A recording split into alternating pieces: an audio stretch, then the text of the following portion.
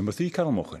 Thank you, Deputy Presiding Officer. To ask the Scottish Government when its prospectus, Building a New Scotland, will include a detailed plan regarding the economic practicalities of introducing a border with the rest of the UK. Cabinet Secretary. The Scottish Government will continue to set out through the Building a New Scotland prospectus series what could be done with the full powers of independence.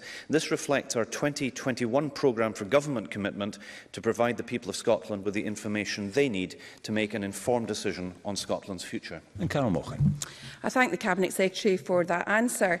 Thousands of jobs across South Scotland, as well as millions of pounds of business activity, are dependent on fluid and unencumbered travel into England day after day. Surely explaining this and presenting a firm plan for any sort of border relations should be absolutely paramount in this prospectus. Will the Government explicitly commit to presenting a detailed plan regarding how this will work before any further claims to hold referendums or de facto referendums, and when can we expect this? Cabinet Secretary. Presiding Officer, I think it's important for the record to show that the only new economic border in the United Kingdom is currently being introduced by the UK Tory government between Great Britain and Northern Ireland, and I note that the Labour Party has no plans to change this. I look forward to the lifting of border controls between Scotland and 27 European Union countries by rejoining the EU, and I look forward to the retention of the common travel area between the home nations, friction-free trading in services with the rest of the UK, and all necessary measures which will facilitate Scotland's membership in the biggest single market in the world. Very brief supplementaries. Emma Roddick. Thank you, Presiding Officer. Does the Cabinet Secretary agree that what the Building a New Scotland papers so far have clearly shown is that the scale of the damage being done to Scotland by Westminster's Brexit obsession, an obsession which is now apparently endorsed by the Labour Party in the UK?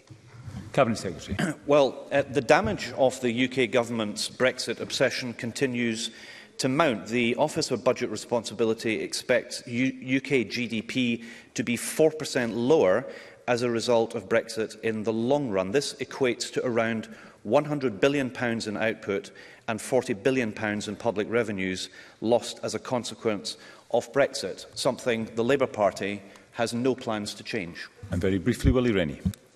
It was his First Minister that raised the prospect of border checks with England only a few weeks ago. So we need answers from the Cabinet Secretary, not more bluster. The Centre for Economic Performance estimate the Brexit border cost £210 extra per household. Has the Minister calculated what the cost of an independence border with England would be? Cabinet Secretary.